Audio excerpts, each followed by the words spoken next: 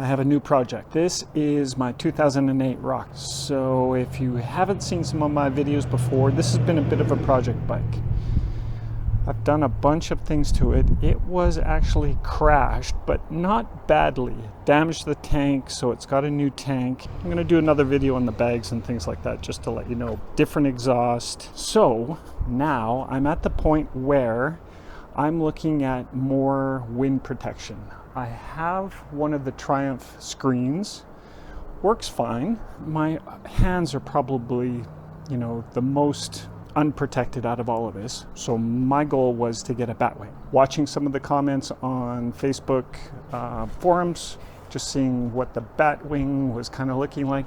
The Corbin one by far looks the best. I love it because it maintains the dual headlight. Everything looks really nice with it. It just looks really nice. However, it's also grossly expensive. Overall, I paid $2,500 for this bike. Now, given that it was not running at the time, didn't know if it ran, had about 30,000 kilometers on it. It was a bit of a gamble, but paid off. No issues. It's been a great bike. So now, what do I do regarding a Batwing? Do I put the huge expense of a Corbin and not get any money back out of this whatsoever?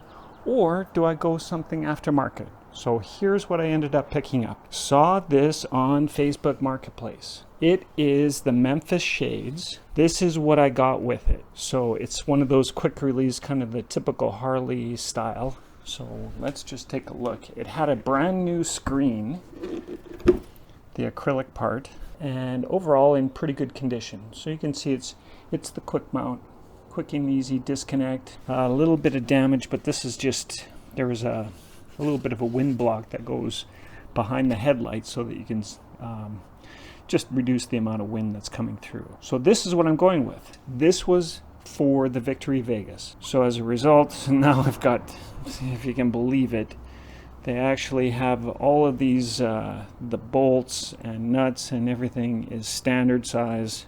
Okay, why? Everything has gone metric, but thank you for these stupid American bikes. Not a fan, as you can tell. So this is what we're going to do. We're going to put this on. So what I'm working with are the mounts that I currently have for the screen, the typical ones that go around the forks. Hold that in, relatively quick release in that there's only 4 bolts in total to pull off either the small little fly screen or the big windscreen. So here's what I needed to do. My first step, fabricate a couple of brackets. These brackets are pretty simple, nothing to them. Flat bar, about 1/4 inch. I'll put up in millimeters just what that is. So very heavy duty. And what I did was I tapped the holes for these quick release pins. Just tapped it in directly because it doesn't really have a whole lot of, the bolts don't go through a lot no matter what it's mounting to.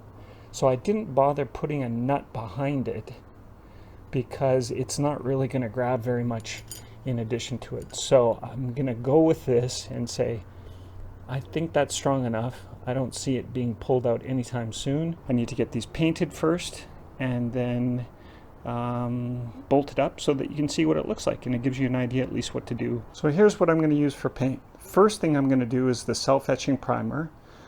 Because it's bare metal, should have some sort of a primer underneath just for better adherence.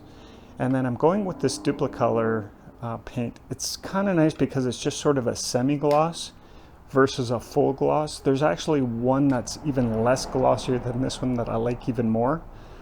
But it's just a semi-gloss, so it's not going to show very much, but I want to protect it so that it doesn't rust. So let's start with that.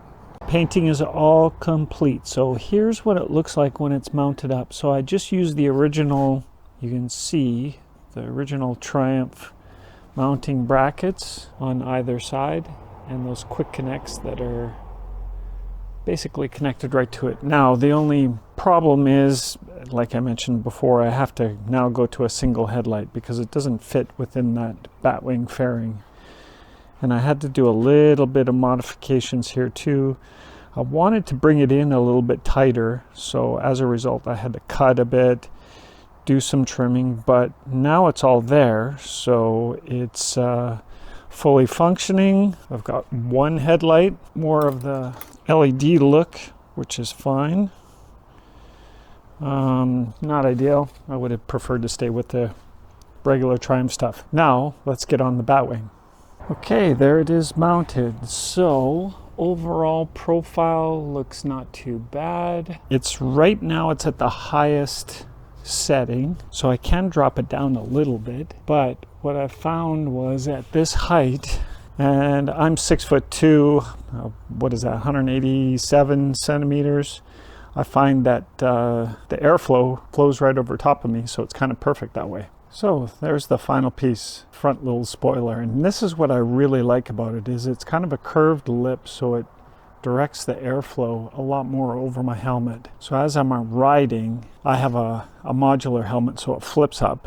So in the wind with the shield, just the normal Triumph shield, I noticed that it catches wind quite a bit, but this seems to push it over top, so I can ride with an open face and not feel like I've got wind blowing at me. So gives you an idea what it looks like, but as far as the Memphis shades goes, I would recommend it. It's pretty good product. It's really solid, really stable, doesn't buzz around, like it a lot. Here's the first step of paint. So I have the blue on.